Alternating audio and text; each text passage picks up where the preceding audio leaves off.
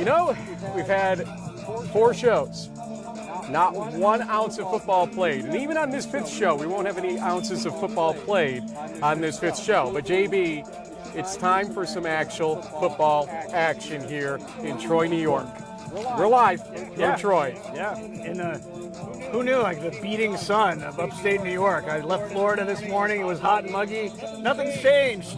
Not a bit. But a beautiful afternoon, early evening for football here in Troy, New York. We got the University of Wisconsin lacrosse Eagles, who drove about 1,100 miles to get here, pit stopping in Chicago, Cleveland, in Niagara Falls. It sounded like they practiced at your alma mater, Union College, last night. So long trip for the number 6 team in the nation, coming to not a guaranteed win, even though RPI is unranked. I think a lot of people might be underestimating the Engineers. JB, we're about 59 minutes and 30 seconds away from the clock hitting 0 for kickoff. So what better way to begin than with live pregame here from Troy as number 6 lacrosse will be facing RPI on the road. Yeah. This will be a good one, I think, and we'll talk a lot more about that and a whole lot more here. We'll even make predictions for the rest of the weekend. How's that sound, folks? You're watching Season 17 of In the Huddle.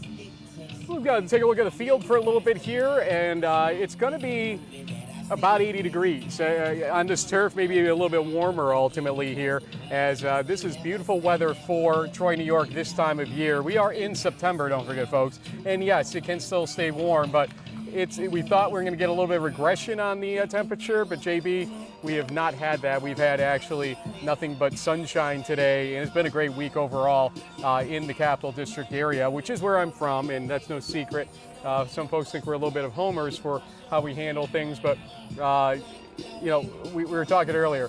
The East wins a championship, so I guess we have an interesting perspective now for the rest of the country at this point. Yeah, no, absolutely. And when I was talking to Coach Ralph Acernia of RPI before the game, you can't help but remember all the upsets from last season, right? Endicott beats Hardin-Simmons by 30 points. Cortland winning the national championship over a heavily favored North Central team. I'm sure I'm forgetting a few other big upsets along the way. There was definitely a couple. But yeah, I mean, anything now feels possible. This RPI team is very experienced. They got 16 starters back. They won 8 games last year. This is not going to be a pushover. I mean, lacrosse is, let's face it, I mean, the WIAC is sort of the SEC of D3 football. These guys are big, they're athletic, they've got some All-Americans on this team, first team all-conference WIAC players, which are some of the best in the country. So RPI is going to have its hands full, but I think you know a little something about this team, RPI. This is your 30th year of broadcasting D3 football games. You've seen these guys for 3 decades. What are they going to do tonight, Frank? Tell us about the Engineers. Okay, well, I will tell you what Ralph Acernia does well, and I said it in quick hits today on D3Football.com, but I will expand upon it.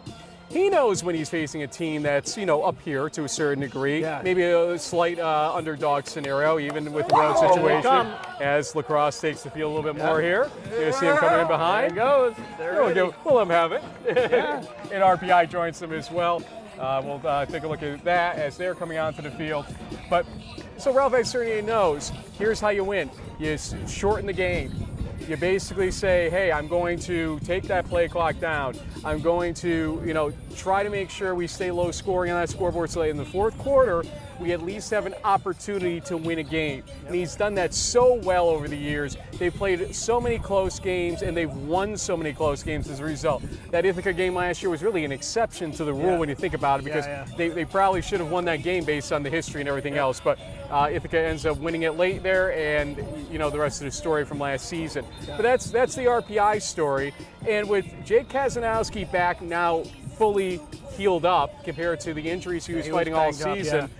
This will be an interesting situation to watch with their offense this year as well. However, tell me about Lacrosse since you're wearing the color here today. Maybe it foretells who you're going to be picking this game. Yeah, I mean, you know, what we see a lot in D3 football these days is that everybody runs a version of the spread, but the Midwest is definitely more of a power run game, power eye, you know, approach. We'll probably see a couple of different looks and different backs for the Eagles.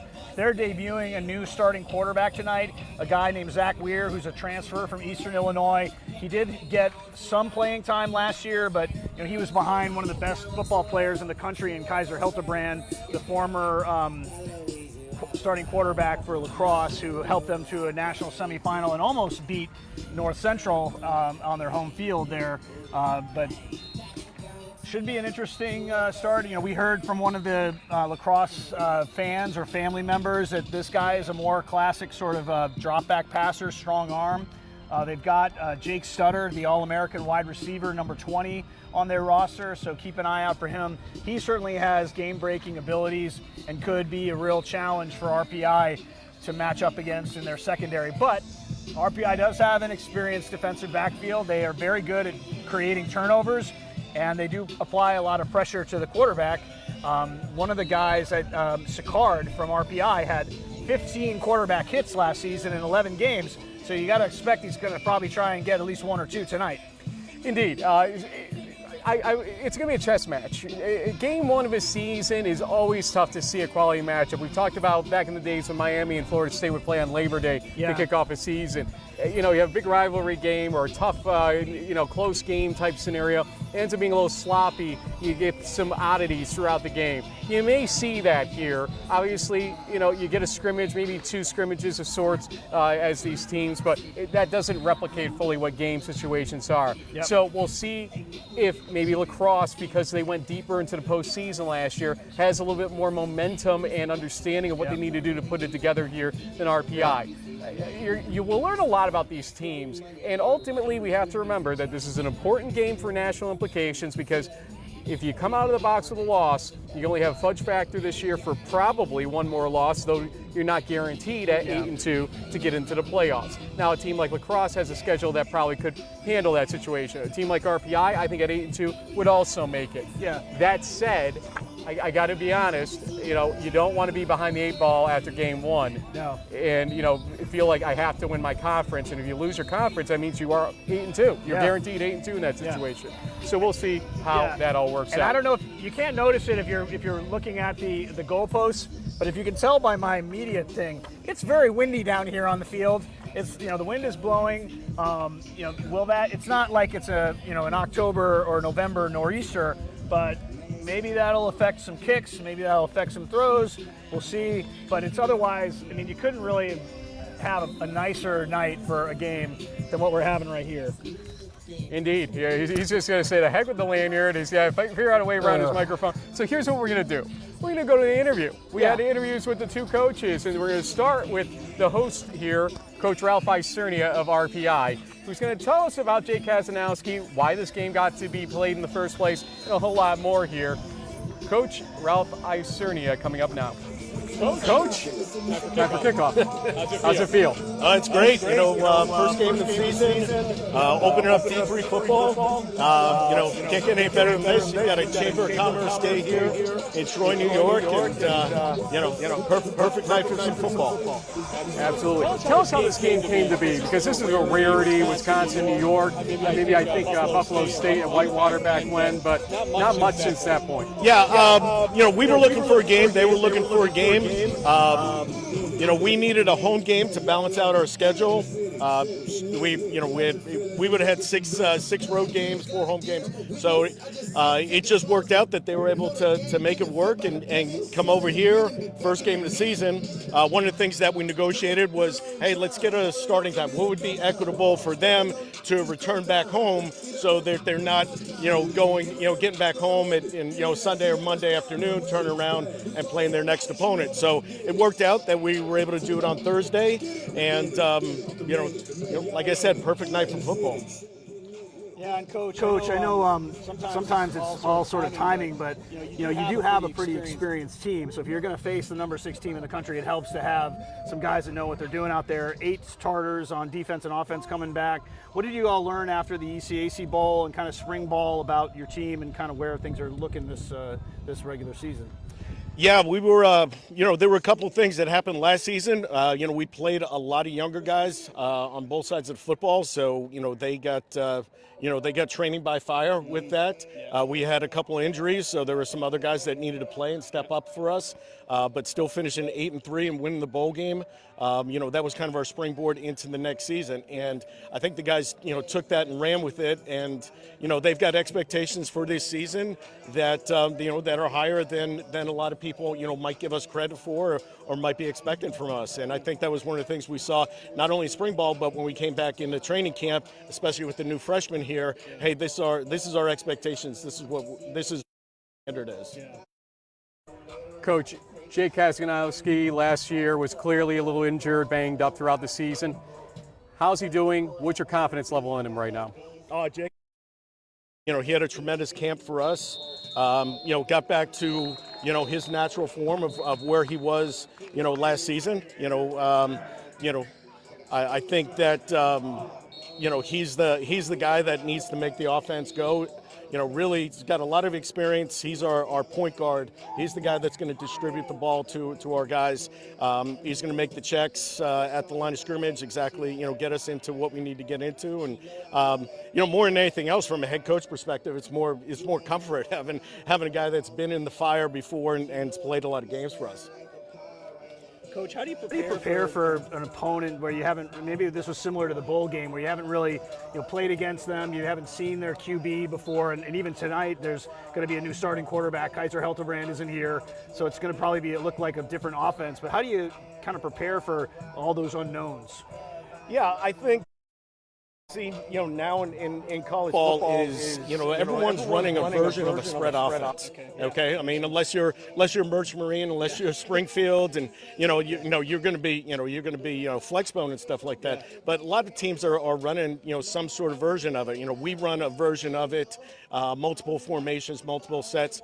So when we go up against our defense, it gives our defense probably some of the best looks with all the variety that you can do. Now they've got a receiver, a very talented receiver that had over 1,200 yards last year, and obviously their quarterback was their leading rusher. So if things stay true to form, you would imagine, hey, that's the type of offense that they want to run. And defensively, they're going to mix it up. They've got they'll play probably a boatload of man coverage and put a lot of responsibility on their corners and safeties and fill the run with their linebackers. So at the end of the day, football is football, and you need to go out and execute. 100%. Coach, I picked you guys today. And this is probably a source of consternation for you because you love being anti-Rossi on the bulletin board. I know you do. So, I mean, what's your feeling here that I call for an upset, and do you think I have good reason to call for the upset ultimately? Well, I mean, I don't. Maybe you had lunch here in Troy, and maybe you got some good wings or something. Rock, right? So yeah. So no, I mean. Contrary to popular opinion, we don't pay attention to that stuff. That stuff doesn't really matter to us. I think it's fun. It's fun when I see it just to kind of give you a little bit of a dig and stuff like that. But it's you need to go out and play the game. You need to go out and play your best and have your guys go out there and play your best. All of that stuff. As soon as the ball gets kicked off, no one's thinking about that. I mean, that's where it comes out to. And I think you got really two really good teams, and you probably could have flipped the coin and come out with 50-50 every single time. Coach, we'll possibly see you after the game, standing right here if you guys win it. This is going to be a good one, and thank you for allowing us to come out here to broadcast to kick off the 2024 season in this way. Right. Appreciate you. Thanks. Thank you.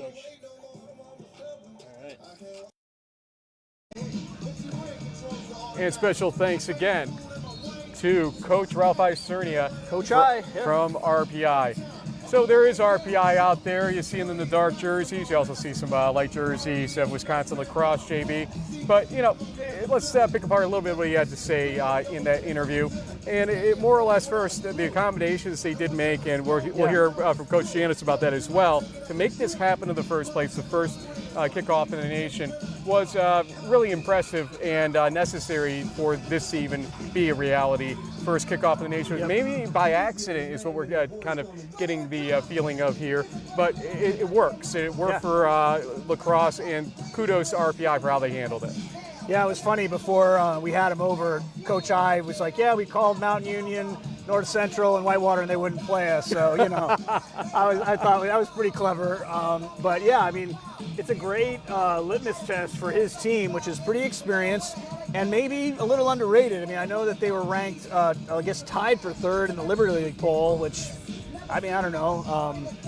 But we have seen a number of Region 2 teams now go up against some of the behemoths out there, and if they follow a game plan and catch a couple of breaks along the way, anything is possible.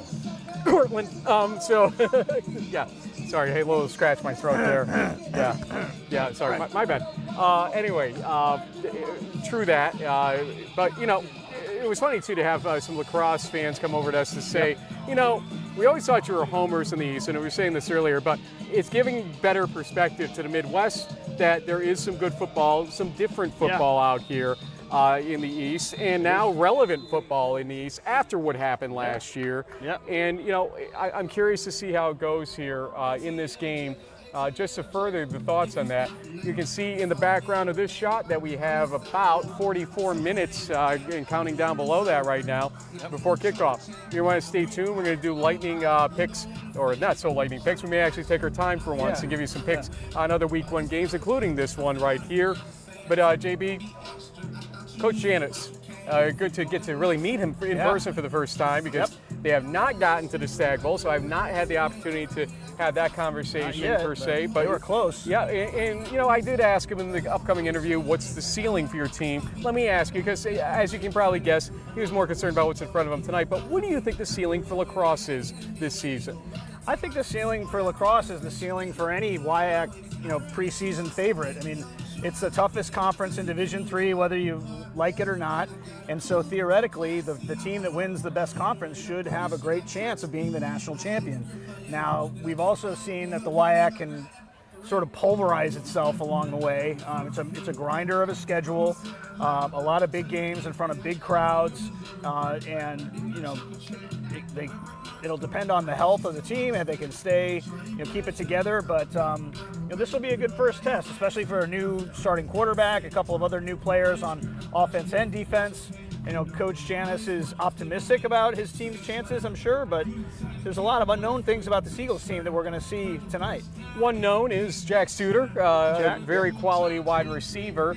Another quasi-known, we kind of lost perspective of this as we talked about lacrosse in the preseason, is Zach Weir, the quarterback who will be starting here, maybe sharing a little bit of time. We'll hear more about that in our interviews upcoming here. But Zach Weir did share time with Kaiser Heltebrand last season until maybe about 3/4 of the way into the season, halfway to 3/4. They kind of rode Heltebrand the rest of the way, and you can't fault him for that because he was one of the best rushers in the entire WIAC, whatever you want to call it. And so, that dual threat that he possessed, you needed to ride that ultimately. But Zach Weir, maybe more of a pure pocket passer type.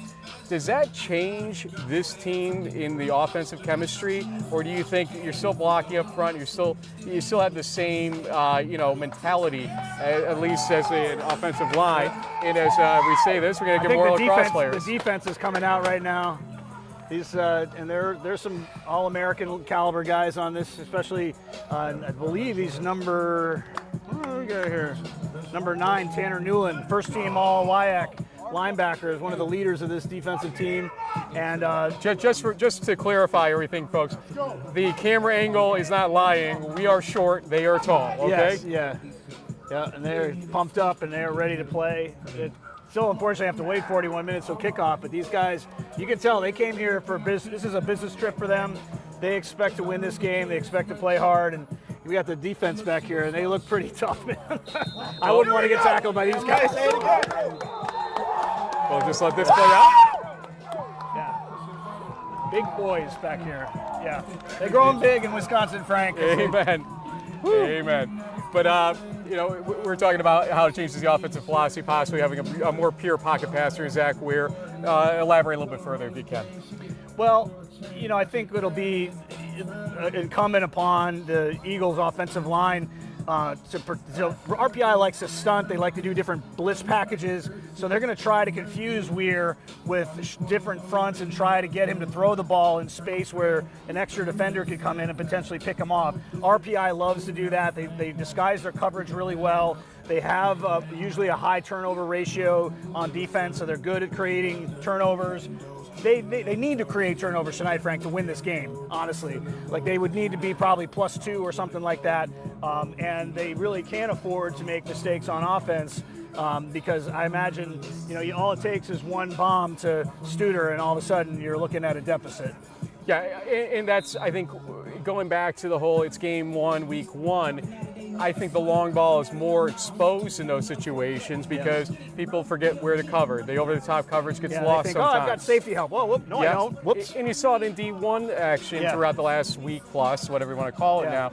And so I would not be surprised if that starts happening. But Kasanowski could have the same situation in the fortuitous, defensive breakdown by Crosse too. But again, maybe this is where that playoff experience balances it out. Well, Kasanowski is an experienced quarterback, and the one thing about him, even if he doesn't have the yardage numbers that some of the WIAC quarterbacks do, he's highly accurate. He threw the ball about 67% last season, so basically 2 out of every 3 passes was complete. He's going to try to work the short slant routes. They use slot backs in RPI's spread offensive system to try to, a lot of motion. Things are going to be going on. They're going to try to confuse the Eagles. Ultimately, it'll come down to, can the RPI offensive line keep this? I mean, these guys are pretty big on the defensive line. Can they stop these guys from just clogging up the middle and creating a massive pass rush? Speaking about somebody who's large, in the right ways, Coach Janis did join us and talked about the trip, big guy, the game, his team, and a whole lot more with us. And so let's go to the Coach Janis. Coach Janis, thanks for joining us.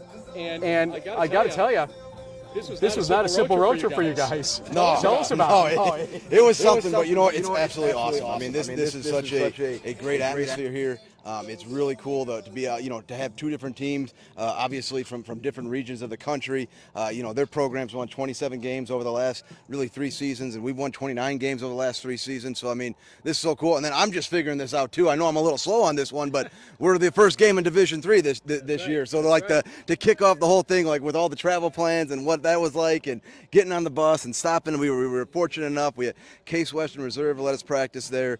Union College let us practice there. We got to take the guys to Niagara Falls kind of on the bus ride here, so we were fortunate enough to kind of make some stops and see some different parts of the country with our guys. That sounds great. Well, Coach, you guys were this close. I mean, you know what it feels like to be almost to the national championship game. I noticed your players were wearing a lot of kind of unfinished business or everybody versus us type of thing.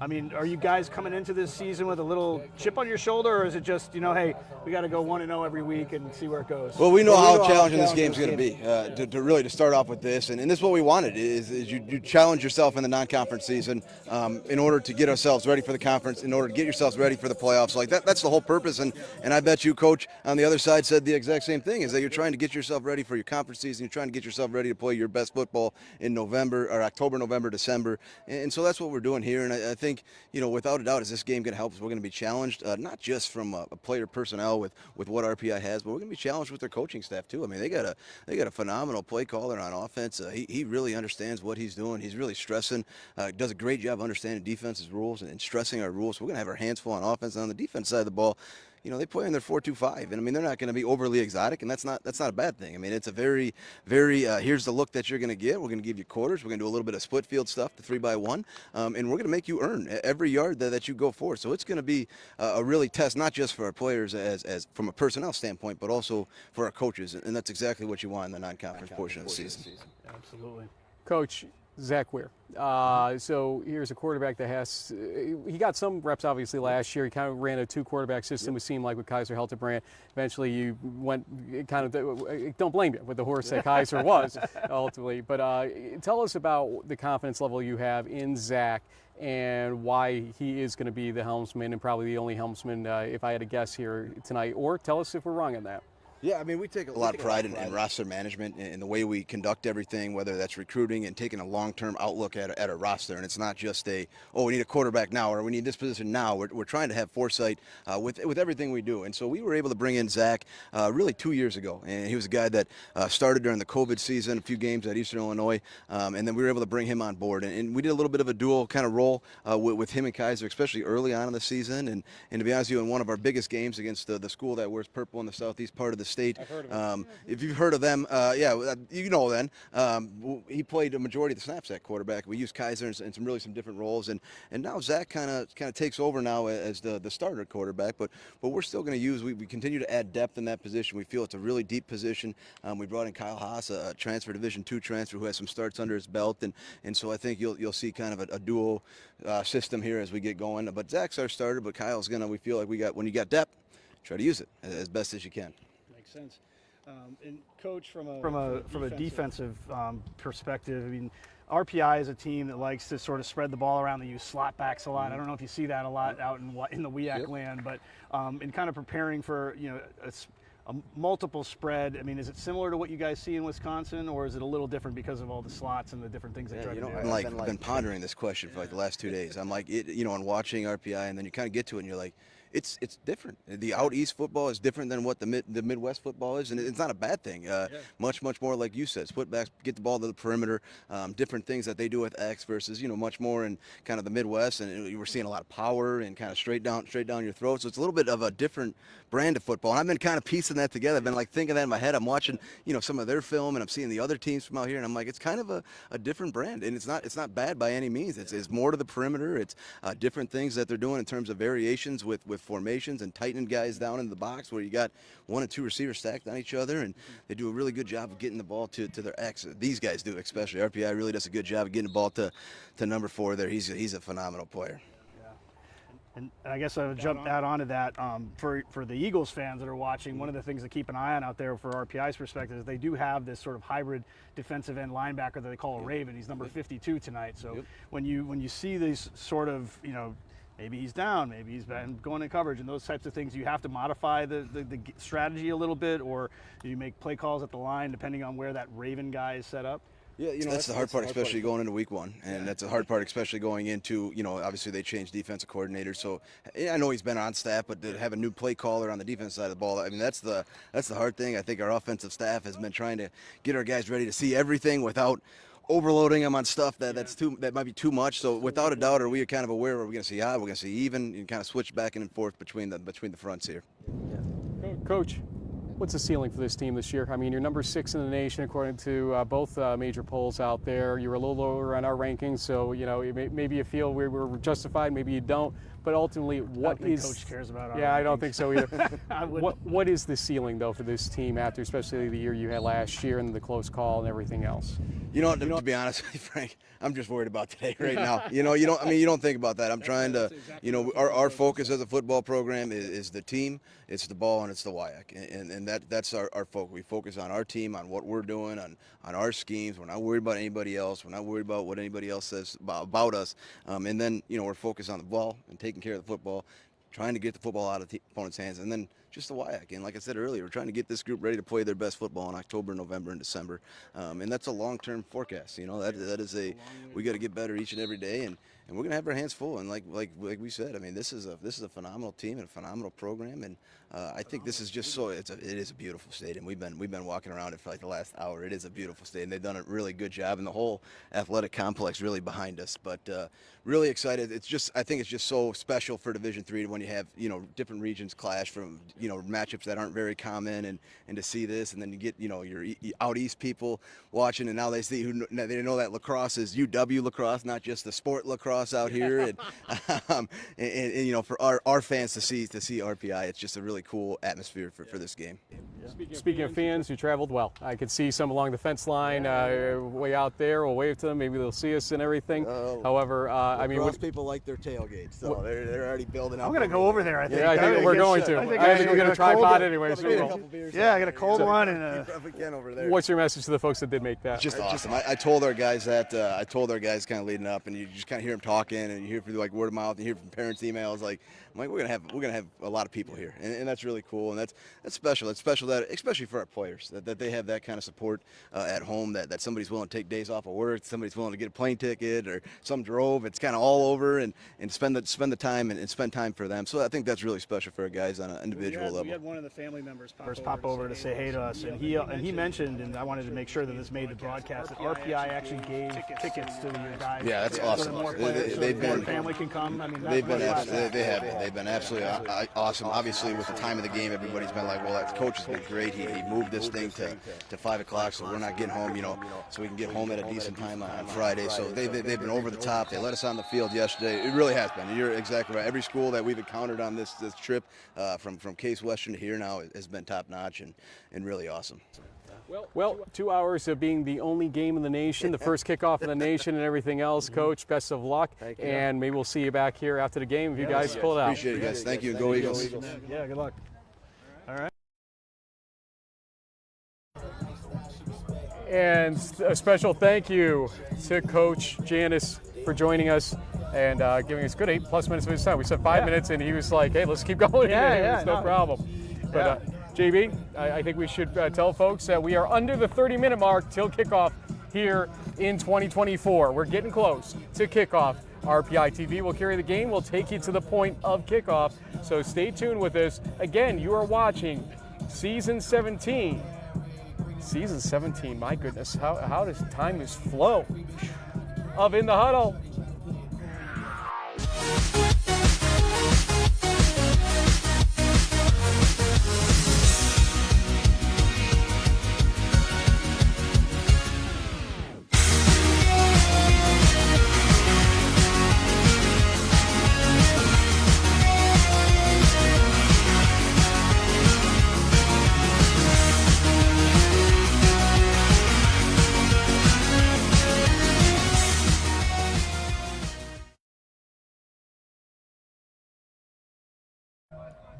And before we get too deep into talking more about this game and some other games out there, you'll see Crosse around midfield right now on your screen, and getting ready for this game against RPI. This is the number 6 team in the nation according to D3Football.com and the AFCA polls. Basically copied it. Yeah, well, it is what it is. But the point here is that this is a strong team, no matter how you slice it. RPI, obviously, though, a strong team in their own right, and they're going to be interesting to watch in this game. We've been saying it, we'll continue to say it as we get closer to kickoff. Yeah. Before anything else, so let's talk about a couple storylines from this week, because this has been a very tough week in some camps throughout this country. First off, let's talk about our friends at Springfield and Tyler Pullman. You can see, by the way, our camera's shaking a little bit with the wind going on here, so it is getting windy here, folks. We'll be interesting for the If you see me run off camera, that's what it's. Saving our shot. No, but Springfield, Tyler Pullman, his father, Kenny Pullman Jr., murdered in Long Island 2 Thursdays, or 1 week ago today, actually. And his teammates on Sunday and Monday and Tuesday as well joined him on Long Island to grieve. And there's a storyline that we didn't get to tell publicly, but I would like to say it right now, something that epitomizes Division III football to me. From what I understand, Springfield College's president was in line for the wake on Monday for Kenny Pullman. And who does she see in front of her in line but the Merchant Marine Academy football team waiting to pay their condolences. And, bitter enemies when they play, because obviously that's a new MAC title game just about whenever they play it now. But they went and made sure that they let Kenny Pullman or Tyler Pullman know that his father Kenny, it's horrible that Tyler now has lost both of his parents, and we send our condolences, our prayers continue to the Pullman family and to everybody else affected in that entire situation. And we also are watching for our friends at Springfield to see how that football team comes back on Friday from this snooze against Western New England in the pinch and saw game. There's no rest for the weary, as they say when it comes to football. Nope. They considered redoing the timing of that game, but ultimately, because of how the services got planned out, they said we will continue this on a Friday keel, and they will be kicking off tomorrow night. Any thoughts, anything you want to say on that one? Well, unfortunately, it wasn't the only situation in the country. There was that young woman, I think, with Whitewater, one of the Wisconsin schools, who was also shot and killed. It's just a shame that we're still getting these headlines. It's just unfortunate. But the one good thing, I guess, about these tragedies is that a lot of these communities, these Division III schools, will gather together. We'll wait for a second. There's a bunch of eagles. It's a flock of eagles coming by right now. Let's go! Uh-oh. There you guys. Okay. We just went from real serious to real funny all of a sudden, but maybe we needed to lighten the mood a little bit. I think so. So our flock of eagles is almost past here, but we will continue to talk about the fact, sad news and whatnot. I will bring up also Coach Mike Catelius. Sad, but give a positive keel to it. Coach Catholic. He had missed Landmark Media Day. Some stuff was going on. Obviously, we learned a little bit more as this week rolled on, and an advisory was put out that he will not be in the sidelines for the opener this weekend. And I did reach out to him last night, old friends basically from this D3 world that we're in, and Coach Gut is in good spirits. There's no doubt, and a lot of folks know out there, he's been through a lot right now, but he is saying he's going to be back on that sideline this year. That'd be great. Without a doubt in his mind. And so, Coach Gut, keep doing what you're doing. Keep that positive spirit out there. And in the meantime, your two head coaches, basically, co-head coaches you have out there are going to do a fine job. I know that for sure. But again, prayers to Coach Mike Catelius of Catholic out there as well. Yeah. So basically, the only person left out on the field is RPI's kicker. Yeah. And it's going to be kind of interesting to watch how the kicking game works today with this wind picking up. Windy. Yeah. And we'll tell you that the ball he just kicked went through the uprights, it looks like. That was good. Yeah, it was good. So it's about 40 yards, yeah. So we'll go back to the Coach Janis interview that we heard just before we went back to our opening titles. And, I like his attitude. I like his philosophy about A, this game, B, his season, and not taking anything for granted, clearly, in that discussion. Yeah, no, absolutely. I mean, he has perspective of being, this close to getting to the national championship, but he also, like most football coaches, wants to take things a week at a time. He's not taking RPI lightly. He has a lot of respect for Coach Cernia and his staff. And this is an experienced group that's been here at RPI for a while. I mean, I think there is a new coordinator this season, I believe, but Coach I has been, he's kind of the dean of the Liberty League now, right? I mean, you think about who's been around for a while, and so Coach Janis and the Eagles are not taking this team lightly. They're fired up, they're ready to play, and they know that they're favored, but they also know that they're 1,100 miles from home in a kind of a strange environment on a hot night. Wind, who knows what could happen? They've never played these guys before, and it could be interesting. Well, 22 minutes till kickoff coming up here, and 2-2, double twos. So, first things we should tell folks, hit us on Twitter right now. If you have questions about anything, we're going to go through some predictions in a few minutes here. But hit us on Twitter if you have any questions. We'll have a little bit of extra time toward the end of this show before the national anthem, most likely. So hit us with questions. Hit us with your thoughts. Also, that's at D3FB Huddle, and that's at Frank Crosse in this situation. Probably could put our names back up on the screen so people know who to hit up here. I've got a couple of questions for us already, though, if you want to start going. Sure, and right there we put our names up in lights here so people know who they're talking to. There you go. Yeah, so our buddy at Dingo Talk had a couple. who should be on upset watch in week 1, and then will the cameras on the sidelines are they going to change any of the outcomes of the games in week 1? Do we think? The cameras on the sidelines. I think he might be talking about instant replay. I think he's talking about instant replay. Maybe he's also talking about iPads. I did talk to the equipment manager of the Eagles, and I said, "Hey, did you guys bring the 18 iPads? It's now kind of a thing in college football." He's like, "Yep, we got the iPads." So that will be different this season, right? That will be something different. There is no in-helmet communication, so in Division 3, we were a little bit wrong with that. There is a special rule for D1 FBS, I think, in that respect. Okay. But the tablets are something that is usable from what we understand, and will be, look, high schools use it, pros use it. We said in our first show of the season. And so, I don't think we're going to have instant replay in this game, but it's not. Liberty League doesn't use it yet. I mean, only really the Centennial and the Landmark are the ones that we're talking about instant replay, right? Centennial, yes. Landmark, I don't believe. I don't think there was a yes on that. Okay. So, anything else that we've got there? Well, we never addressed the question about who could be on an upset watch. And if you read D3Football.com's quick hits, the mayor over here may have picked one.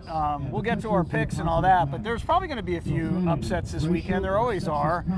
There are a few, teams playing each other that are ranked, or the lower ranked team beats the upper ranked team. It happens. But off the top of my head, really the biggest upset might be RPI beating La Crosse tonight. But other upsets could be, I guess, John Carroll if they win against Whitewater. But what are the chances of that? Who knows? We have seen some big upsets in D3 last season. Will it carry over to this year? We'll have to wait and see. Predictions? Want to go predictions? Yeah, why not? We got 19 minutes till the kickoff and no teams on the field, so let's get ourselves into that posture right now for predictions. We're not going to go lightning here. We're going to talk them through a little bit and give you some insight about what we expect, to say the least here. And so first things first, JB, we have in Region 1, Western New England versus Springfield, the game we just spoke about in terms of the emotion that's going to be felt in that game. Flipping a coin, heads or tails? Tails. It was tails. Okay, so sure. First or second? Second. Springfield. I think they may start a little slow out there, but I think that they are the better of the two teams this season. They're just a perennial strong team in New England, and this will not change this year despite some of the emotion that's going on. I picked Springfield to win that game 27-17. Yeah, I think that's a safe bet. We did speak with Aiden Lewin. You got it. Yeah, I got that one right. From my hometown of Orlando, Florida. And, there are a lot of guys back this year. I mean, they had a taste of the playoffs in the last couple of seasons. They want to try to take that next step, maybe win a playoff game, maybe advance a couple of rounds.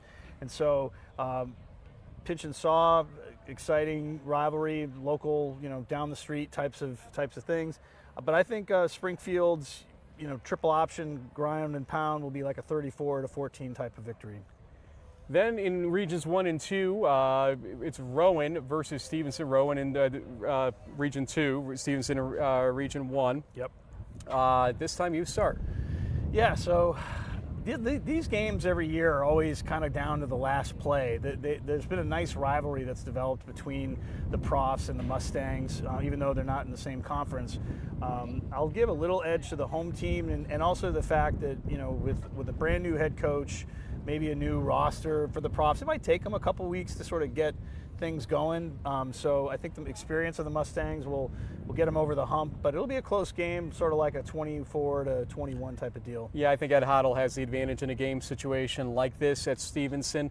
So the Mustangs will pony on here, and look, I think they've got a great new head coach at Rowan. Don't get me wrong. Yeah. Coach Rulli is going to do a good job. In due time. But. Yep. Absolutely. So, just be patient with him as he gets things going there. But I give Stevenson, I basically said they were going to be a surprise playoff team this year, I believe, in my 20 questions. So I'm going to have to ride him here. Stevenson wins this game 28-14. Okay. Up next, this game. La Crosse versus RPI. The cat's out of the bag with my feelings on this game already, but I'll put a score to it here. I believe RPI will keep it close and will be able to win this game late. Now, whether or not they do is going to be the big question. I just think that the way it plays out in the first 3 quarters of the game will be slow. Yeah. Maybe you're right. Maybe wide open plays will break open, and La Crosse might go and lap them. Who knows? But I'm going to take my chances on this. You got to pick one anyway in week 1. You got to pick somebody to be an upset. So I'm going to say that RPI wins this game 14-13. Well, our first game day we did, I think we saw a 49-point blowout, and then we saw an overtime thriller a couple of years ago down the road at Union. I hope we get one more of a thriller than a blowout, but I do feel like the size and maybe speed of La Crosse over the long haul will start to create some separation, and the Eagles will win the game, but they won't blow these guys out. I'd say like a 34-21 type of thing. Region 2 purely here. It's Johns Hopkins versus Ithaca on Saturday, and you begin. Yeah, this one's tough because Colin Shum did get a little bit of play last year. He looks like he's got some skills, but Ithaca has lost some to graduation, but maybe Hopkins has too. But they've got Bay Harvey back. They've got Will Leger back. So I'm going to go with the Blue Jays, even though Butterfield, I think Ithaca's won the last 5 or 6 home openers in a row there, but it'll be a close call, kind of maybe like last year, like a 27-21 type of game. Sure you don't want to postpone your flight to Sunday and come with me for that game? I would, but I would love to see that game, but my band would kill me if I don't show up for my gig on Saturday night. So. I love how the band would kill you. The wife won't, the band will. Yeah, though. Jen would be like, yeah, okay, it's one more night. Whatever. Go play with Frank. Not going to touch that first. I'm going to say that Johns Hopkins does have a slight edge in this game. They won at home, yes, last year. It was a close-fought game until toward the end. I think Hopkins, as you said, has the experience in the key positions that they need. Tight end, having a qualified, quality tight end is so valuable in Division III. You just don't see that many teams with it out there. Allison from RPI could be a difference maker in this game tonight, too. He's a good tight end. Hopkins wins 31-21 in that game. Okay. Union versus Utica. We will be together for that game tomorrow night in Utica. Wait a second. Oh, who you got? Coach Thorper just disinvited you from the game. Just messing with you. Shocking. Yeah, right. Okay, so Union versus Utica. This is tough, and I'm wearing a Hobart color. You're wearing a Union color today. I know, right? Which is kind of funny. Yeah, Coach Cerny was like, "What's going on with you guys?" It happens. We're getting up there. We're losing it. I think that Utica does have a slight edge here because of some of the question marks on skill players for Union coming into the season. Coach Strock will have his team ready for sure. Yeah. For now, though, I think Utica wins a close one, 21-20 at home. I think the home cooking is what makes the difference here on a night game. Yeah, I think a little pregame by Moose Hogan will get the home team jacked up. What you gonna do? But last year I thought that Utica was going to lose to Hobart in that bowl game, and they played them tough and they won. So they won a low-scoring kind of ugly game. I think they, now that we're sort of in the end of summer, early part of fall, we'll see the ball fly a little more. We'll see a little more scoring, I think. But I'll also take the home team Pioneers like a 31-24 outcome. Okay, let's see here. We have Del Val, Hampton Sydney. Battle of 2 new head coaches after some long-timers, both kind of go different ways. Go ahead. Well, I think you have to give the little Red Hot Chili Peppers for you there. You have to probably give the edge to Del Val. They're an experienced, perennial year MAC champion, playoff participant. They know how to go on the road and win big games. You got Louis Barrios coming back for another year, great quarterback. So I'll take Del Val. Even if their defense isn't the same as it's been, Frank, I'll say the Aggies win this one comfortably 34-20. Okay. As we heard La Crosse fans getting a little rowdy over there, and we're sorry we couldn't quite fit this in correctly for whatever reason. There we go. I'm going to say Del Val wins this game. Close one. Close one. Okay. I want to say, 24-21 late. Del Val wins with that experience at quarterback that you're pointing out. Okay. So I'll go there. Pure Region 3 game, Barry versus Huntingdon. Tough one, but look, Barry is the class right now, I think, in the South, generally, with the exception maybe Mary Hardin Baylor and Hardin Simmons. Yeah. So you got to sort of ride them, I think, at this point. This is a key game, though, for them, though, to show that they are who we think they are, to kind of, paraphrase something from past. Yeah. But I think Coach K will have his team ready for the game like this, even on the road. Barry wins 31-20 with Brandon Cade pulling the pack down into that end zone. That's pretty funny because I think the score of last year's game between these two teams was 33-20 that Barry won. So I'll say that maybe the offense gets it up to another gear. We'll see Barry put up 41 points. Huntington will hang around, but they'll, 41-27. Barry. Skull Vikings. Regions 4 and 6. River Falls versus Alma.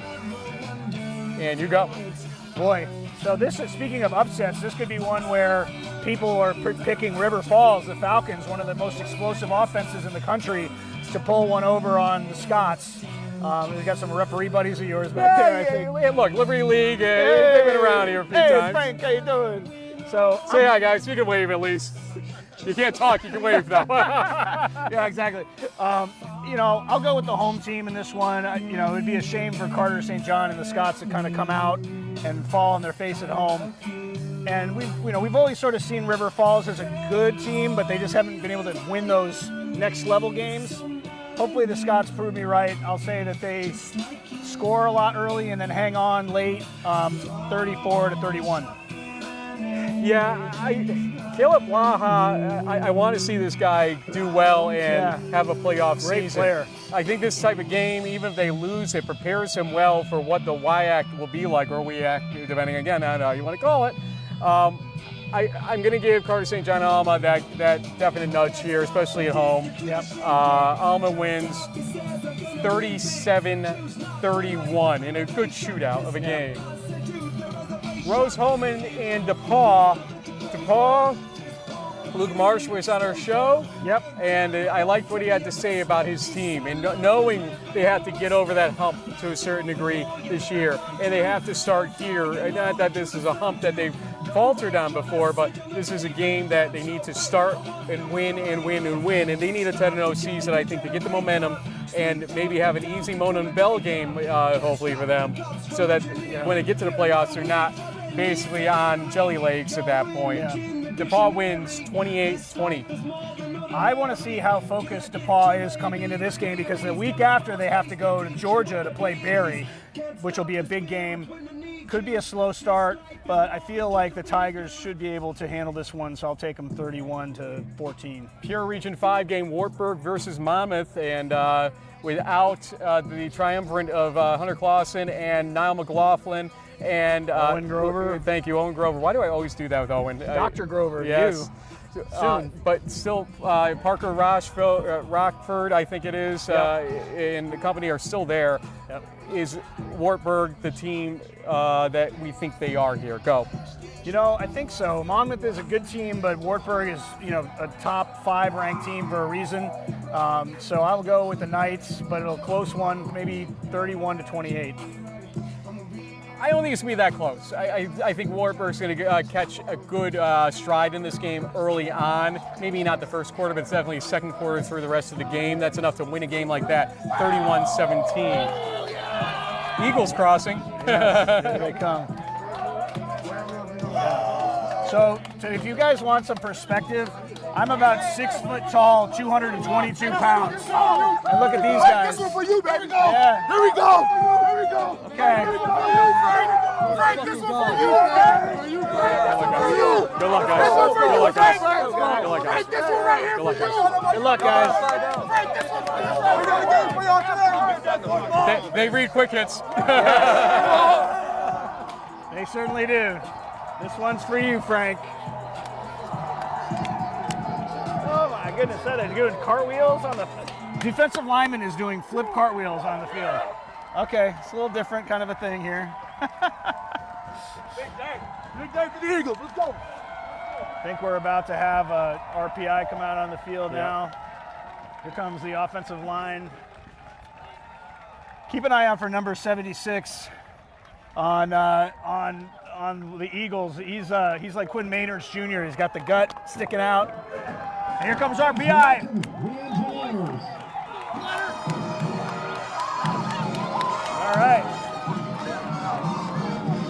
traditional old school fight song. You gonna like that? They look sharp in the black and red uniforms.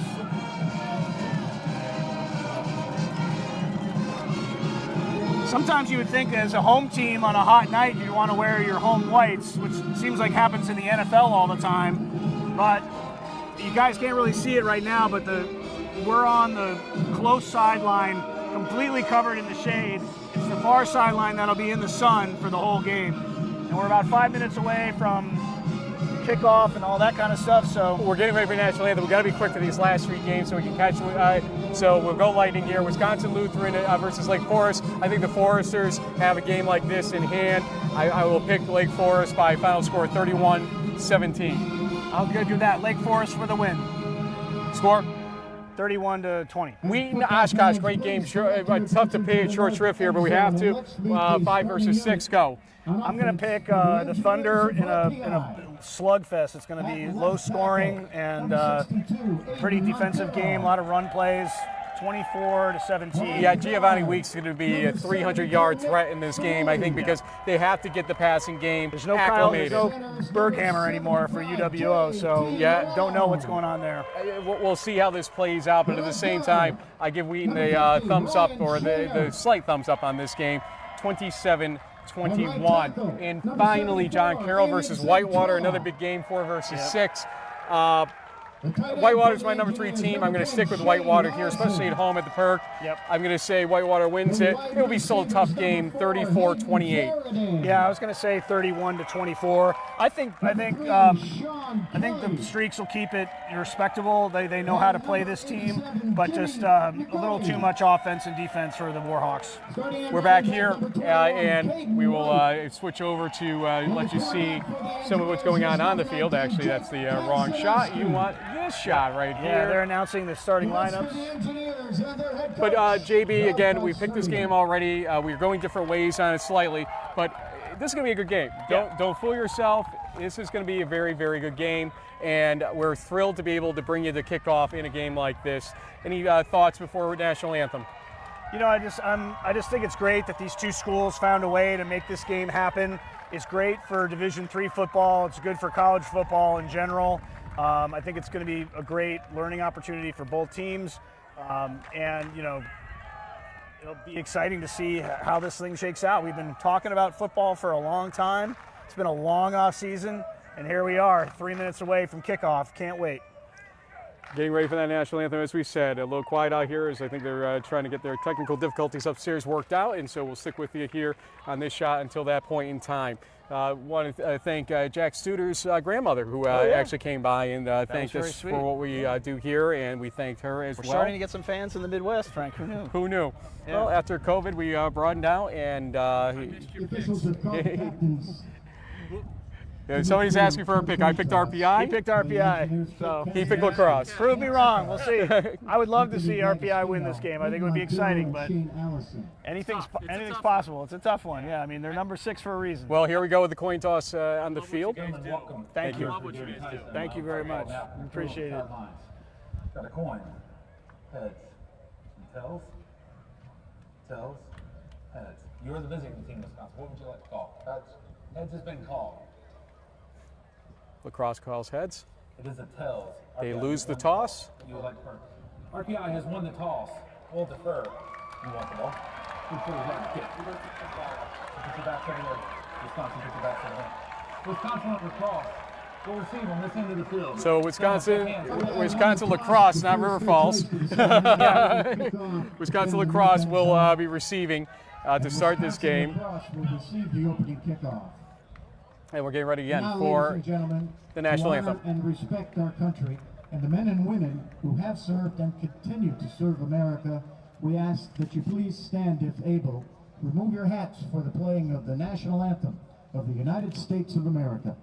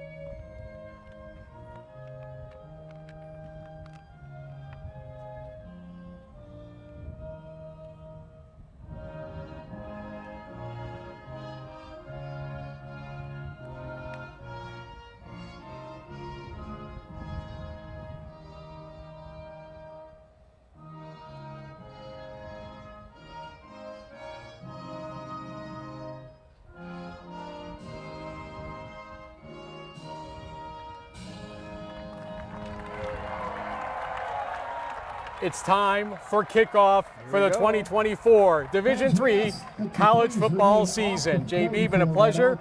Remember, folks, we'll be in the sideline presenting highlights on X throughout the game at D3FB Huddle and at Frank Crosse. We will also come back live on X and Facebook for a post-game show. We'll call it episode 6 of In the Huddle for season 17. Enjoy the game on RPI TV. We will see you after the game. Enjoy it.